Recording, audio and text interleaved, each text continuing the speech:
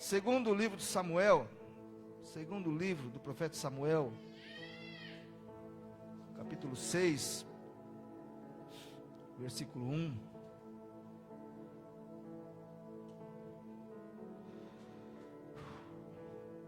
Glória a Deus. Todos acharam? 6, versículo 1. De novo Davi reuniu os melhores guerreiros de Israel, 30.000 ao todo. Ele e todos os que o acompanharam partiram para Baalá em Judá para buscar a arca de Deus, a arca sobre a qual é invocado o nome do Senhor dos Exércitos, que tem o seu trono entre os querubins, que tem o seu trono entre os querubins acima dela.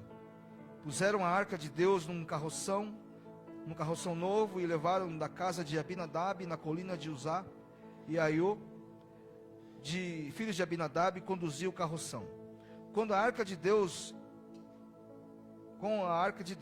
Aiô andava na frente dela. Davi e todos os israelitas iam cantando e dançando. Diga, cantando e dançando perante o Senhor, ao som de todo tipo de instrumentos, de pinho, harpas, liras, tamborins, chocalhos e símbolos. Quando chegaram à eira de Nacon, Uzá esticou o braço e segurou a arca de Deus, porque os bois haviam tropeçado. A ira do Senhor acendeu-se contra Uzá por seu ato de irreverência. Por isso Deus o feriu e ele morreu ali mesmo, ao lado da arca de Deus. Davi ficou contrariado porque o Senhor em sua ira havia fulminado Uzá, e até hoje aquele lugar é chamado Pérez Uzá. Naquele dia teve medo do Senhor e se perguntou: como vou conseguir levar a arca do Senhor? Por isso ele desistiu de levar a arca do Senhor para a cidade de Davi, e em vez disso levou-o para a casa de Obed-edom de Gate. A arca do Senhor ficou na casa dele por 3 meses, e o Senhor o abençoou, e a casa abençoou, e a toda a sua família. E disseram ao rei: o Senhor tem abençoado a família de Obed-edom e tudo o que ele possui por causa da arca de Deus. Senhor, fala conosco mais uma vez aquilo que nós precisamos ouvir, Senhor.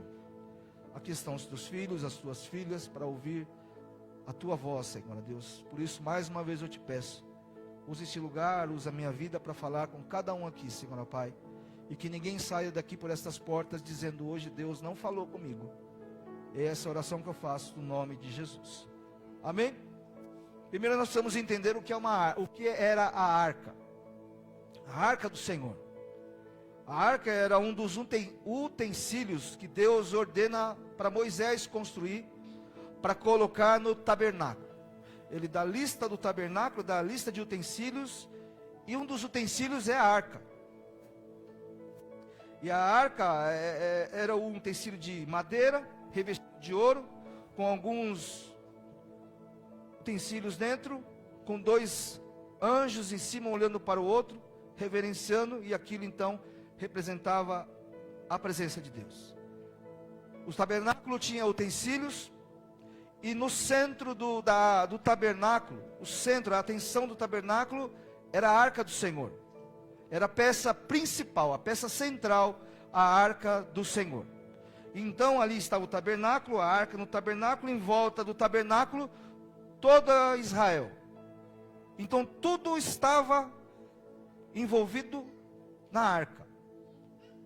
A arca representa a presença de Deus no meio do seu povo. A presença de Deus é o centro do seu povo. A presença de Deus é o centro da vida do seu povo. Enquanto a arca era o centro do seu povo, o povo não era derrotado. Enquanto a arca era o centro do seu povo, não tinha muralha. Eles não eram cercados por muros. A arca era o centro do exército de Israel. Enquanto a presença é o centro, as portas do inferno não prevalecem contra a igreja. Quando a presença de Deus é o centro, a sua vida tem uma direção. E a arca era uma caixa, vamos falar que é uma caixa, de madeira simples, madeira de acácia, madeira simples, barata, não era feita de madeira nobre. Aí quem é bom de madeira sabe qual madeira é nobre aí. Eu conheço MDF só. Gente fala que MDF não é madeira, é papelão. Eu conheço daí. Um material simples, barato, assim como eu e você. Ai, pastor, você está me ofendendo agora. A Bíblia diz que nós somos pó, barro. Dá uma olhada para esse barro aí que está do seu lado aí. Está um barro ajeitadinho, não está, irmão? Mas ele é barro, é pó. Do pó nós viemos, do pó nós. A gente é metido demais, irmão, mas a gente não vale nada. A gente se acha, né? A gente passa um perfuminho para ficar melhorzinho o negócio aqui. Mas na verdade nós somos pó. Mas nós somos revestidos de algo poderoso. Não é sobre a matéria, é sobre o revestimento que nós somos revestidos. A madeira era comum, mas o revestimento era de ouro. E nós somos revestidos de um material rico. Nós somos revestidos pelo poder de Deus. E o que havia dentro dela, dentro da arca, servia como testemunho. E o que tinha dentro da arca? Uma vara, tábuas, maná. E o que tinha dentro dela servia como testemunho. E a nossa vida cristã, o que nós precisamos carregar dentro de nós é o nosso testemunho. Não é como eu estou arrumado, como eu estou vestido. Eu estou bonito, não estou? Obrigado. Mas não é sobre isso, é sobre o que eu carrego. É sobre o que você carrega, a história que você carrega com Deus. E nós precisamos então entender que tinha uma vara que floresceu, a vara de Arão que floresceu, que significa a chamada de Arão. As tábuas de Moisés, que era instrução, diga instrução. E o maná, que era provisão. E nós precisamos guardar a chamada que Deus nos fez, tirando das trevas para a maravilhosa luz, para sermos diferentes nesse mundo. Para guardar a instrução que Deus nos dá, aquele que vai te direcionando, apontando um caminho saudável para você. Você precisa guardar o maná, a lembrança de um Deus poderoso, que sempre te sustentou. Guardar o testemunho de uma chamada. Ele me escolheu desde o ventre da minha mãe. Eu tenho um testemunho da tua palavra e de que Ele tem me sustentado. Chamado, instrução e provisão. É isso que tinha dentro da arca. Chamado, provisão e palavra. Instrução. Amém? Fora dela tinha uma tampa. Aí pastor, você está falando cada palavra, tampa, caixa? Tá bom, propiciatório. Tem gente que fala assim, comeu com o que esse negócio? Propiciatório. Diga, propiciatório. É aquilo que eu chamo de tampa, que vai em cima da arca. E nesse propiciatório tinha duas figuras de querubins. Sobre esses dois querubins havia uma afirmação poderosa, que ali Deus descia para governar e instruir o povo. No meio daqueles querubins, Deus descia e instruía o povo. Ali Deus se fazia presente para apontar caminhos para o povo. Deus se faz presente para apontar caminhos para o povo, direcionar o povo, instruir o povo. E aquela arca era a certeza de que eles andavam debaixo da vontade de Deus. Josué, por exemplo, quando ele vai atravessar o Jordão, a arca vai na frente, vai adiante dele. E levam a um caminho que eles nunca tinham andado antes. Deixa eu liberar essa palavra para alguém aqui. A arca vai adiante de Josué, a arca vai adiante do povo, para levar para um caminho que eles nunca andaram antes. Eles tinham uma terra prometida, e por causa da arca que estava no meio do Rio Jordão, o Rio Jordão se abre, a ponto de eles entrarem num lugar prometido. A presença de Deus vai te levar a lugares que você nunca andou ainda. A presença de Deus vai te apontar e vai te levar a caminhar, a entrar em lugares que você nunca entrou ainda. Lugares que você fala, impossível. Para nós, para Deus, todas as coisas são possíveis. Israel não era democracia, nem monarquia, era teocracia. Israel não tinha presidente. Israel não tinha rei, mas era governado por Deus, na época de Moisés. Aí passa-se Moisés, passa Josué, passa-se os juízes, 430 anos de juízes. Aí eles querem um rei, queremos um rei, porque nós queremos ser igual às outras nações.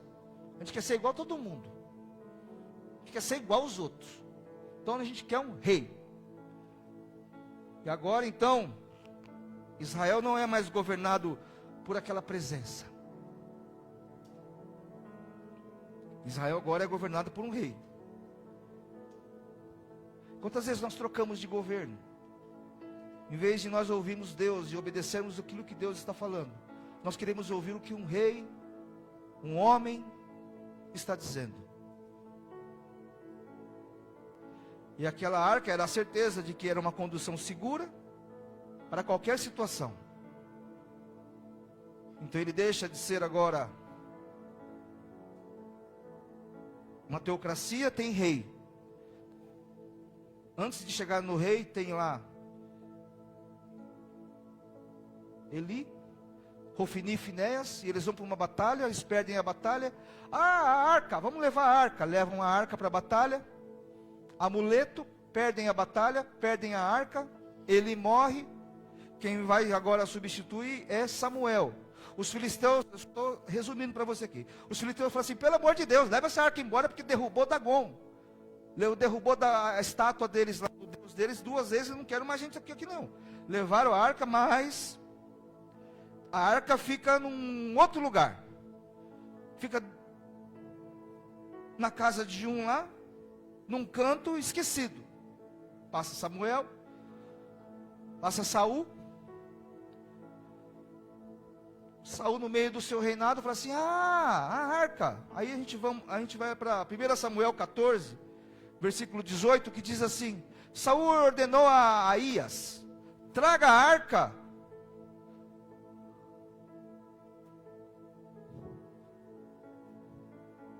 Primeiro Samuel 14. Olha aqui. Saul ordenou a Aías, traga a arca de Deus. Naquele tempo estava com os israelitas. Enquanto Saul falava com o sacerdote, o tumulto no acampamento filisteu ia crescendo cada vez mais. Então Saul disse ao sacerdote, não precisa mais trazer a arca. Os inimigos estavam vindo. Eu estou mais preocupado com a minha luta do que com a presença de Deus. Então não precisa mais da arca. Pode deixar que a gente vai resolver o negócio. Então Saul e todos os soldados se reuniram e foram para a batalha. Encontraram os filisteus em total confusão, ferindo uns aos outros com suas espadas, alguns hebreus que antes estavam do lado dos filisteus, e com eles tinham ido ao acampamento dos filisteus.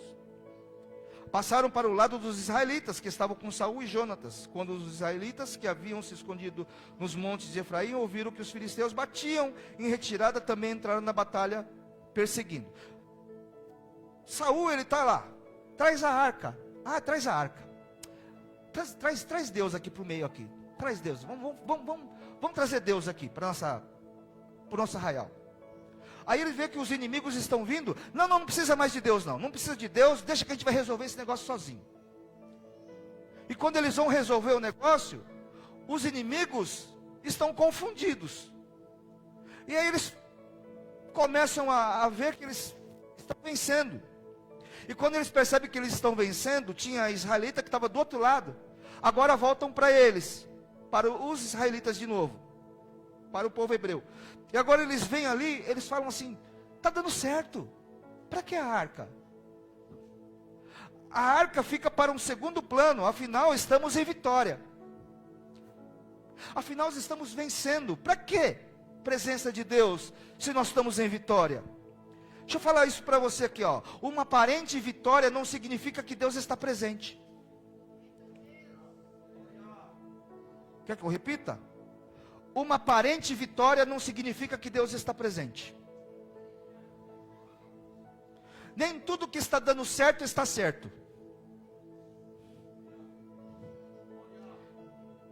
Tem gente que tem vitória e fala assim: eu vou orar para quê?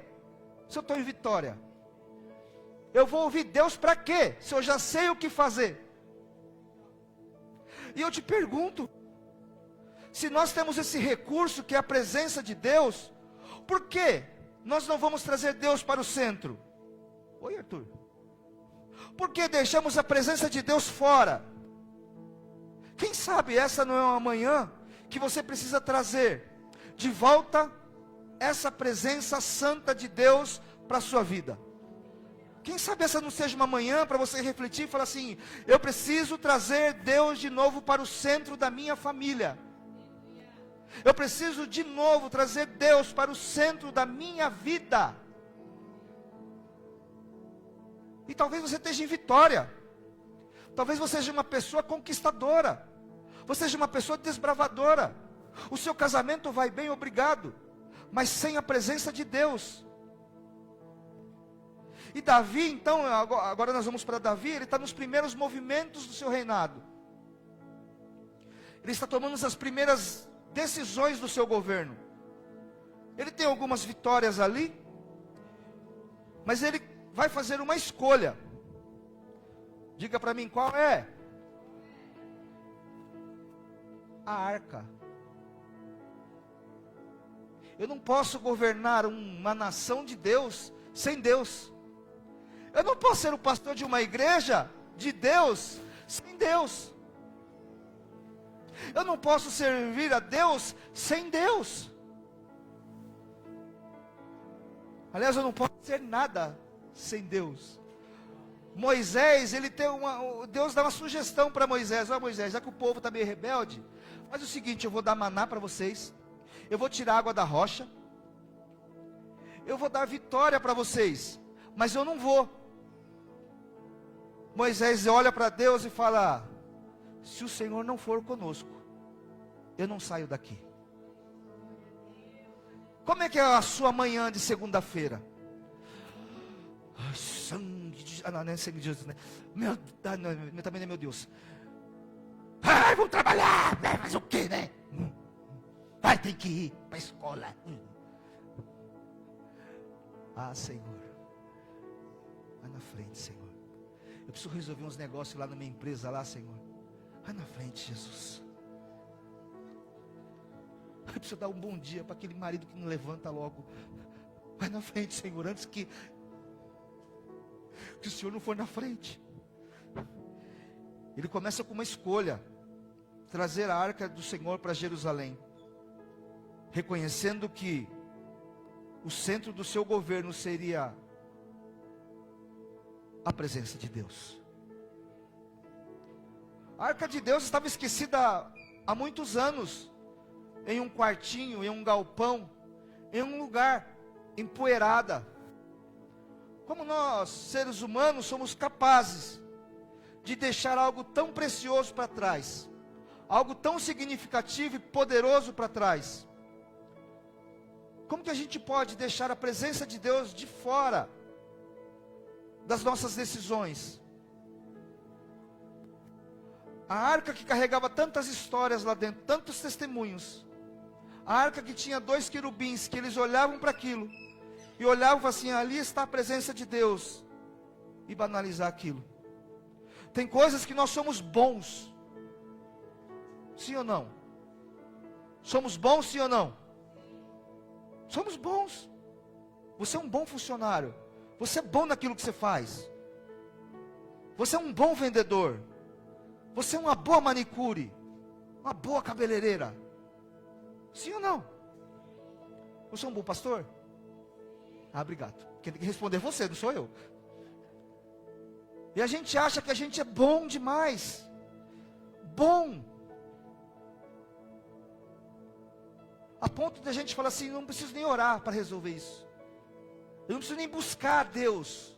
Eu não preciso nem meditar na palavra de Deus. Porque a gente se ocupa com tanta coisa e a presença de Deus vai ficando de canto, vai ficando de lado, vai deixando para trás. E eu tenho me policiado muito nisso. Eu tenho me policiado muito buscado muito a face de Deus, a ponto de dizer: se não for a tua presença, Deus, eu não faço nada. Porque tem coisa que funciona sem a presença de Deus. Tem coisa que funciona sem Deus estar no negócio. E a gente acha que está tudo bem, e hoje o Espírito Santo está dizendo no nosso coração: não está bem, porque falta a minha presença. Nem sempre onde tem poder de Deus, aliás, onde tem poder, mover, fogo, tem Deus. Nem sempre onde está dando certo, tem a presença de Deus. Davi decide trazer e colocar no centro do seu reinado. É uma boa ideia, sim ou não? É uma boa ideia, sim ou não? Claro que é uma boa ideia. E Davi tinha número 30 mil homens. Ele tinha homens qualificados para aquilo. Ele tinha uma aparelhagem para trazer carros novos, bois. Então ele tinha número, homens e coisas. Diga: números, homens e coisas que frustraram Davi. Quando nós confiamos em números, homens, coisas, a probabilidade de nós nos frustrarmos é muito grande.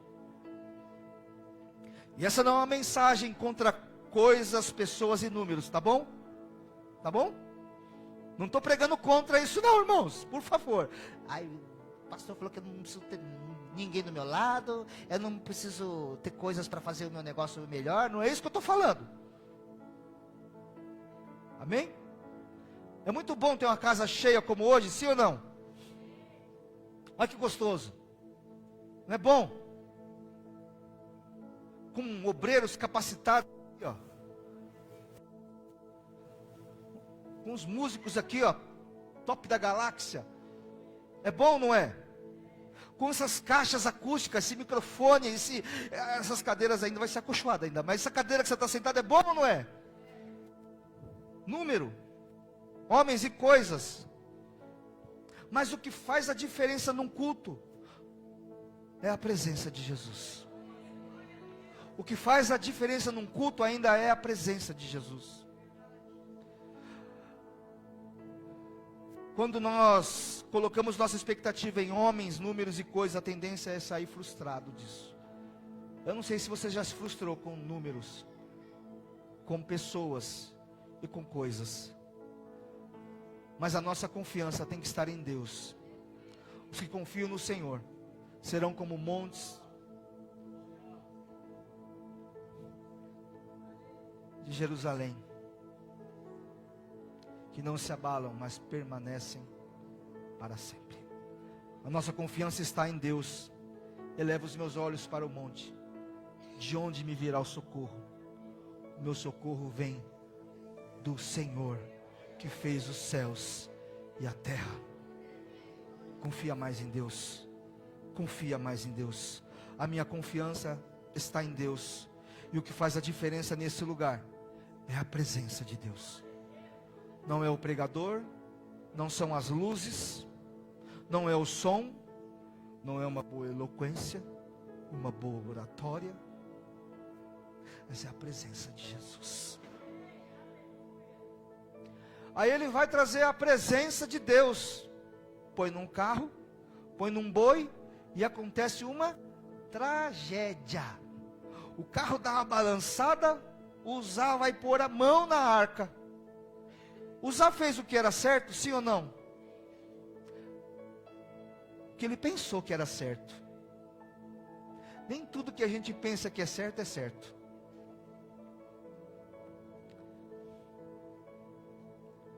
Uzá significa força. E ele com sua força tenta segurar a arca, e acontece uma tragédia. Deus não se agrada. Ele manda fogo, matando Uzá. A arca, a presença de Deus, não pode ser carregada de qualquer jeito. Davi vê que a arca é um elemento perigoso. Ele fica triste com aquela situação. Aí ele vai na casa de um homem chamado Obed-Edom. Pensa, irmão. Acabou de matar um lá. Chega o rei e fala assim: vim entregar a arca na sua casa. Oi? O cara acabou de morrer ali. Vem trazer na minha casa? Fazer o quê? O rei está mandando. Ele entra com a arca na casa de Obed. Segundo Samuel, capítulo 6, versículo 9. Depois que acontece aquilo, naquele dia, Davi teve? Passa para o 10. Assim, Davi já não quis levar a arca do Senhor para ficar com ele na cidade. Em vez disso, levou para a casa de Obed-Edom. A minha tradução diz: Davi desistiu. Por isso ele desistiu de levar a arca de Deus. Depois daquela tragédia, Davi teve medo e desistiu. Medo e desistência. Todas as vezes que as coisas, dependendo do que a gente tem e pode, quando nós dependemos das coisas do que a gente tem e pode, a alegria ela não dura muito. Lembra que eu te falei no começo? Eles estavam carregando a arca, dançando e cantando. Alegria sim ou não? Mas alegria quando se faz as coisas de forma errada, dura pouco. Frustrei alguém aqui nessa manhã. Pastor, ele é lindo, maravilhoso, cheiroso, um príncipe, pastor. Olha, eu não vou nem ver como ele trata a mãe dele, mas eu vou casar com ele. Empolgou. Primeira noite que passou sozinho, a alegria durou pouco, porque a gente não quer colocar Deus nas nossas decisões. Davi teve medo e desistência. Dependendo de como você for fazer alguma coisa, a alegria pode durar muito pouco. Quando nós abrimos a igreja, 10 anos atrás, desse tamanho aqui, 40 metros quadrados, empolgação, isso aí é empolgação desse japonês aí, empolgação, fogo de palha. Ele não tem números, ele não tem gente qualificada, e ele não tem dinheiro para comprar bons equipamentos. Eles não têm recurso, não tem pessoas e não tem gente qualificada. É uma igreja pequena. E olha, hein? Quantos estão indo lá? 6. E é quem? É o sogro, é a sogra, é o primo e é a mãe do primo. E a tia, e o primo, é só família. Chegaram a bater no meu ouvido. Família vai sumir. Está empolgado demais. A família vem no começo. Depois eles vão embora. Cada um vai para o seu canto.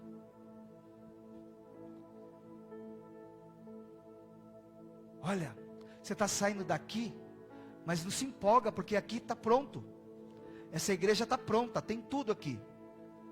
Aí você olha para cá e olha para o seu, você vai se decepcionar, vendo da mesma pessoa. Amiga, vocês não vão dar certo. Não vai passar um ano, você vai estar aqui de volta. Tudo bem, meu contrato leva 3. Se pelo menos até o contrato eu vencer, está tudo certo. Mudamos para cá, para a rua de baixo. Você tem amigos e tem amigos, sim ou não? Tem um pastor que eu admiro demais. Demais aquele pastor. Meu amigo Negão. Ele é top demais, irmãos. Um dia eu chamei ele para vir para o culto. Os meninos estavam ensaiando. O pastor, ele chega na igreja, já chega. E pastor, tudo bem, pastor? Pastor, Eu parei meu carro lá do outro lado, ali, ó. Eu já senti a presença de Deus lá. E já cheguei para esse lugar aqui, ó, cheio da presença de Deus. Porque não são pessoas, não são coisas, não é dinheiro, mas é a presença de Deus que faz toda a diferença. Esse lugar está de pé porque tem presença de Deus.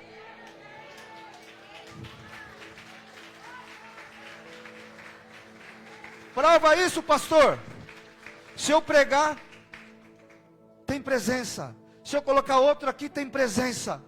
Se eu colocar outro pastor, tem presença de Deus. Porque não é sobre mim, é sobre Ele que funciona esse lugar aqui. É quando Davi quis trazer a presença de Deus, ele queria a presença, mas a presença do jeito dele. E essa mensagem é para alguém que quer a presença de Deus, mas quer a presença de Deus do seu jeito. Eu vim trazer uma notícia para você. Não é do seu jeito.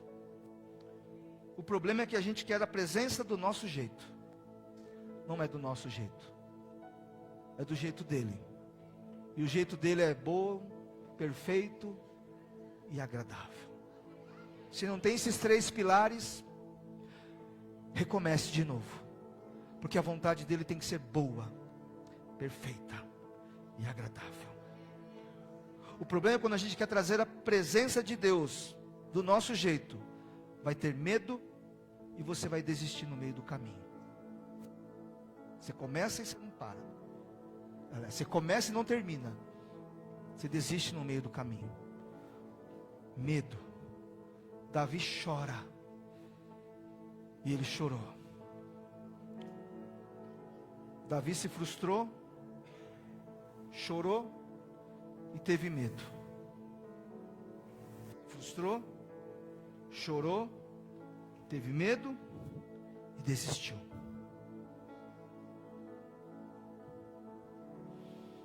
Quantas vezes você começa a fazer algo na empolgação e no meio do caminho você tem medo? No meio do caminho você desiste. No meio do caminho você se frustra. Versículo 11. Eu vou começar a pregar agora, tá bom? Só te apresentei a arca e Davi como ele fez. Agora vamos virar o jogo aqui. E a arca do Senhor ficou na casa de Obed-edom. Por quanto tempo? Quem é Obed-edom? Um geteu. Onde que é? Aliás, ele é geteu, ele veio de onde? Não pergunta também que eu também não sei. É um geteu, um homem comum como eu e você. Talvez ele era da cidade dos filisteus. Não conheço. Já estou vendo gente procurando ali já. Depois o senhor me fala de onde ele é.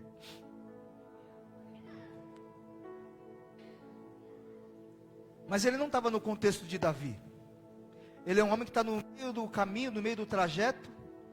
E aí então Davi resolve colocar a arca na casa de Obed-edom.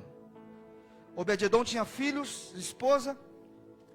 E aí começa a abençoar a casa dele e toda a sua família. Uma família que era para ser sacerdotal, Hofni e Finéias, trataram a arca de qualquer forma. Deus falou para Samuel que nem Eli nem seus filhos iriam prosseguir naquele ministério, que Deus ia acabar com eles. Foi o que aconteceu? Foi o que aconteceu. Homens que eram para ser especialistas em presença de Deus, fracassaram. Agora um homem comum, que tem toda a reverência com a arca, com a presença de Deus, Deus abençoa ele e toda a sua família. Porque a arca do Senhor começou a fazer parte da casa de Obed-edom. Quando você coloca a presença de Deus na sua casa, na sua família, deixa eu liberar essa palavra para alguém aqui, a sua família vai ser abençoada. Mas pastor, minha casa já é abençoada, então ela vai ser muito mais que abençoada. por 3 meses. Quanto?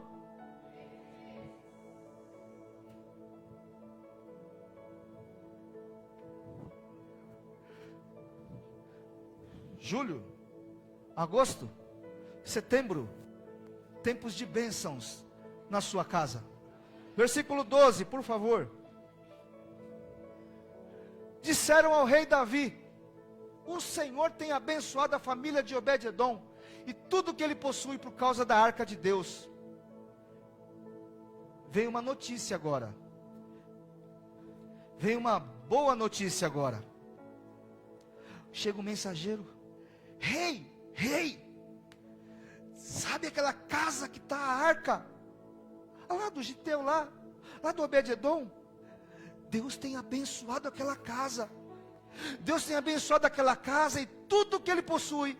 É as vacas que ele tem, é as ovelhas que ele tem, é o campo que ele tem, é as árvores que ele tem, é o negócio que ele tem, é as coisas que ele faz, é tudo que ele põe a mão, tudo começa a ser próspero. Por causa da mão de Obed-edom ou por causa da presença de Deus? Começa a colocar Deus na frente de todas as coisas. Não faça por suas emoções. Não faça por sua força. Não faça do seu jeito. Sempre consulte a Deus. Quando você orar a Deus, fala: se o Senhor estiver nesse negócio, vai dar certo. E parece que às vezes as coisas não vão acontecer. Se lembre, eu pedi para Deus um sinal.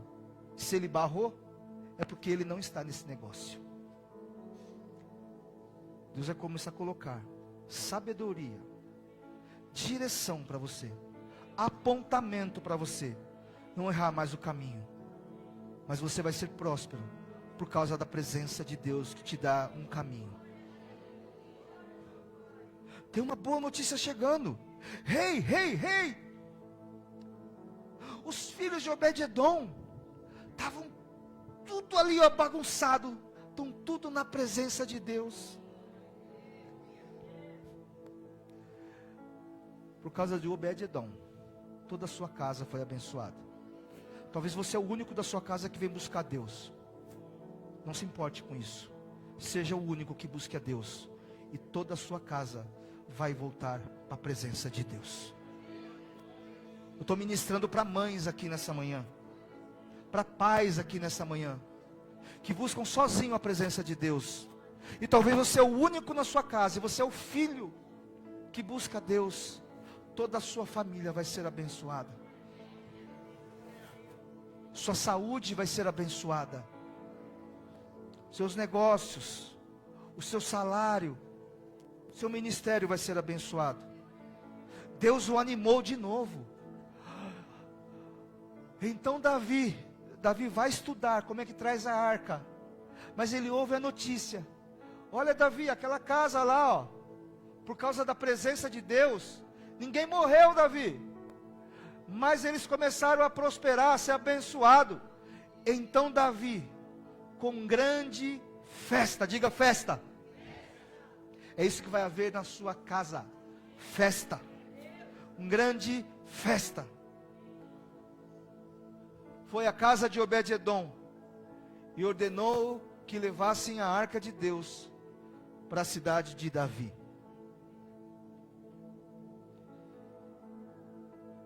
Onde a presença de Deus ela é honrada, onde a presença de Deus ela é valorizada, desejada, Deus ainda opera milagres. Só que tem uma coisa aqui no versículo 9 que me chama muita atenção.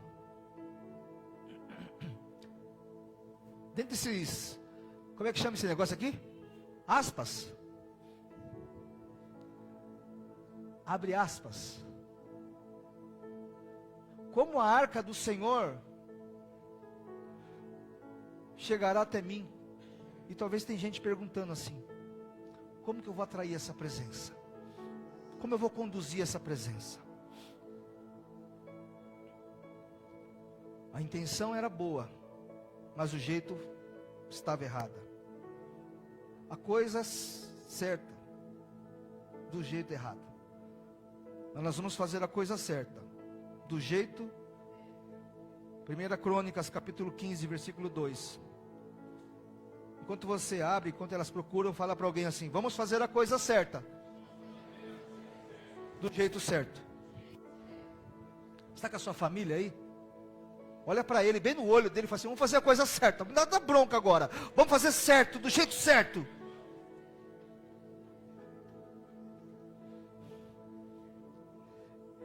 Primeira Crônicas. Queria chamar os instrumentistas aqui à frente, aqui, vão me ajudar agora a pregar.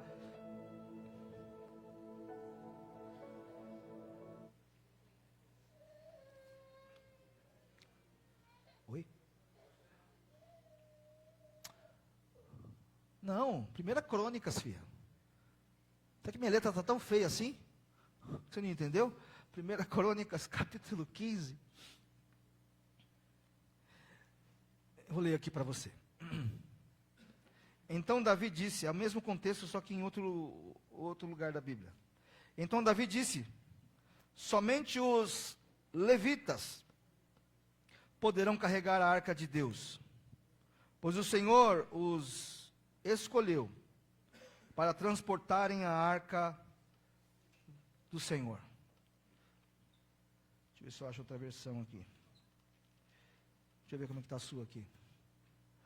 Pois para isso o Senhor os escolheu, para ficarem sempre ao seu serviço. Da primeira vez, Davi leva a tropa de elite dele. Ele leva os 32 mil homens. Homens bons, sim ou não? Só que dá errado. Pessoas boas, mas não qualificadas para aquilo. Tem coisa que não é com elite.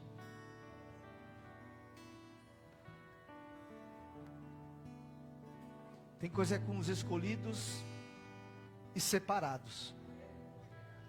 Tem coisa que não são com os melhores, mas os escolhidos e separados.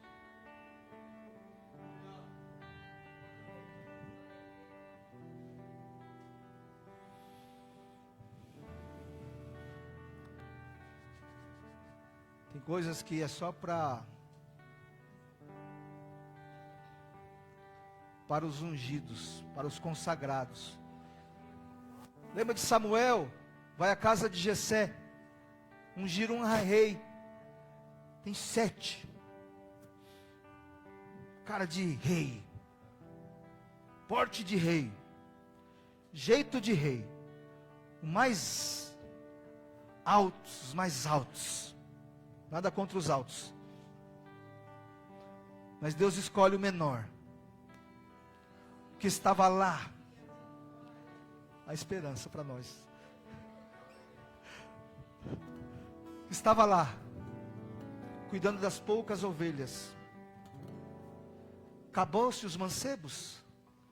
Não, ainda tem um que está lá, cuidando das ovelhas no pasto. Traz ele aqui. Quando Davi entra, acho que alguém canta assim: em adoração eu me rendo a ti, tu és como um rio, rios de águas vivas, flui dentro de mim. És manancial, fonte inesgotável, traz vida ao coração, como o rei Davi. É esse que eu quero para mim, um adorador. É esse que eu escolhi para mim. Ele é igual o pastor Reginaldo, não sabe cantar nada, mas sai algo dentro dele, que é a presença de Deus. Você é o melhor violonista do mundo, cara? Você é o melhor? Tem gente melhor que você? Muitos. Tem muito melhor. Esse é o melhor violão que tem na terra? Tem violão melhor que esse? Mas faça o seu melhor aí. Eu quero te ouvir você fazer o melhor agora aí. Mas deixa ele fazer o melhor dele aqui. Tem melhor? Tem melhor? Mas eu quero ouvir o melhor.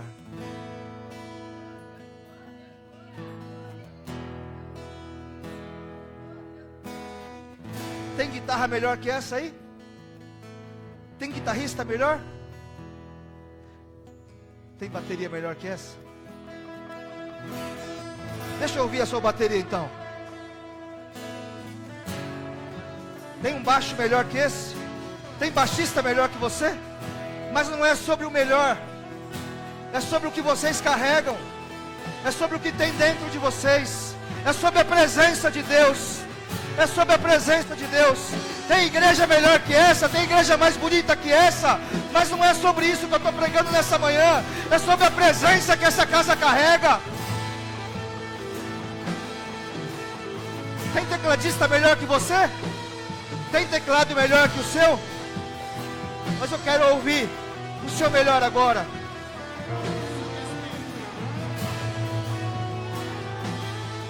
É sobre a presença de Deus, irmãos. É sobre o que você carrega.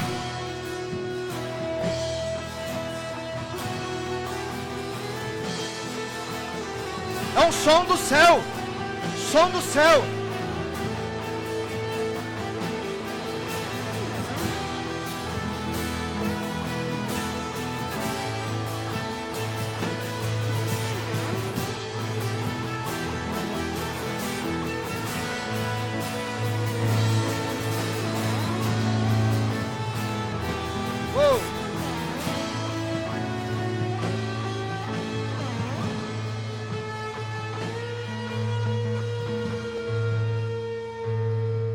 Ele é o filho mais bonito da terra. Ele não venceu nenhum concurso de Mister. Hã? Não ganhou nenhum concurso de beleza ainda. Mas para mim, ele é o mais bonito. Para mim ele é o mais bonito. Tem gente que prega muito melhor que eu. Muito melhor que eu. Tem gente que tem teologia muito superior a mim. Aliás, eu fiz 4 anos, irmão, ali, ó, na peleja, com o Cleito. Na peleja, irmão, me esforçando. Eu via gente ali que falava de coisas que eu falava assim: meu Deus, come com que esse negócio, gente? Tem pastores com uma oratória melhor que a minha, com uma voz que preenche todo o espaço, irmão. Pastores que administram melhor que eu. Eu tenho as minhas crises também, irmãos. A minha esposa está aqui, ela é prova disso. Eu tenho as minhas crises, sim. Muitas vezes eu me coloco lá embaixo, como você, dizendo que não é capaz, que não consegue. E essa foi uma noite dessa, irmão. Senhor, é isso mesmo, Senhor. Eu pensei em pregar de Pedro. Falei para o Dani, acho que eu vou falar de Pedro hoje. Ah, não, acho que eu vou falar de Josué. Medita, fala e vive. Acordei hoje de manhã: Senhor, qual que eu vou pregar, Senhor? Eu não sei, acho que eu nem vou hoje. Eu não vou, o Senhor fala, do mesmo jeito. Eu tenho as minhas crises, irmãos. Quantas vezes não me envergonhei daquilo que eu falo? Eu não devia ter pregado isso. Eu não devia ter pregado aquilo. Meu Deus, deixa eu ir embora hoje. Saí assim, ó, não queria ver, não vi a hora de chegar em casa para chorar. Aí alguém te liga, alguém te manda uma mensagem e fala assim: poxa, pastor, aquela palavra daquele dia mudou a minha história. Mas não é sobre a minha palavra, é sobre Ele. É sobre a palavra dele, que é viva e eficaz, mais penetrante que qualquer espada de 2 fios, capaz de discernir entre pensamentos e intenções do coração, entre alma e espírito, juntas e medulas. É Ele que divide todas as coisas. É Ele que faz a separação do Reginaldo e da voz de Deus. Não é sobre mim, é sobre Jesus. É sobre quem você é, da unção que você carrega. O Senhor está dizendo, 1 Crônicas capítulo 15, versículo 2, Davi dizendo: agora eu sei como fazer isso. 15, 12, por gentileza.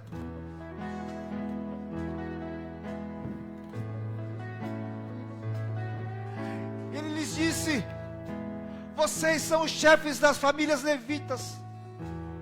Vocês e seus companheiros levitas deverão se consagre ao Senhor. Se consagre ao Senhor. E levar a arca do Senhor e o Deus de Israel para o lugar que preparei para ela.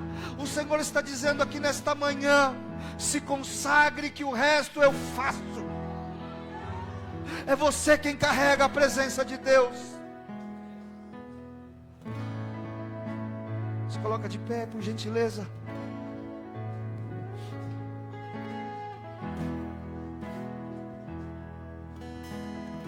Versículo 27, já vou encerrar aqui. E Davi, vestido de um manto de linho fino. Da primeira vez ele vai com vestes reais, agora ele vai com linho fino. Assim como também todos os levitas que carregavam a arca, os músicos, os quenanias, chefe dos músicos. E Davi vestia também um colete sacerdotal de linho. Davi, na primeira vez, vai como rei e volta chorando. Agora ele vem com roupas simples de linho fino e volta se alegrando na presença de Deus. Hoje é a manhã de você tirar suas vestes reais, porque Ele conhece o seu coração. Talvez você entrou aqui hoje decepcionado com coisas, número de pessoas. Talvez você chegou aqui hoje na pose.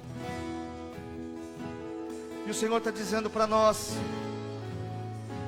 linho fino, vestes comum, simplicidade. Quando Jesus foi entregue lá no Getsemane, Jesus se parecia tanto com as pessoas comuns. Jesus era comum, como eu e você, no mesmo ambiente, a ponto de Judas, para não pegar alguém confundido, pega lá o de barba. Todos tinham barba. É ele. Aí no meio da multidão poderiam prender alguém errado, de tão parecido com os outros. E a gente quer ser tão diferente de outros. Judas disse: aquele que eu der um beijo, esse é Jesus. Jesus, ele é tão simples, tão comum, que Judas precisou entregar ele com um beijo. Linho fino é um tipo de serviço ministerial, gente disposta a servir. A presença do Senhor, ele habita no meio do serviço da igreja. Linho fino representa santidade. Deus opera no meio da santidade. Linho fino, humildade. Deus vai continuar presente na humildade. Linho fino para nós hoje é um resgate à simplicidade. Nós vamos crescer. Nós vamos crescer. Nós vamos avançar. Nós vamos prosperar. Mas vamos continuar sendo simples. Nós vamos continuar sendo simples. Nós vamos continuar na simplicidade. Nós vamos continuar na simplicidade de amar, na simplicidade de respeitar um ao outro, na simplicidade de tocar, na simplicidade de cantar, na simplicidade de pregar, porque é sobre Ele, não é sobre nós. Ministério de louvor.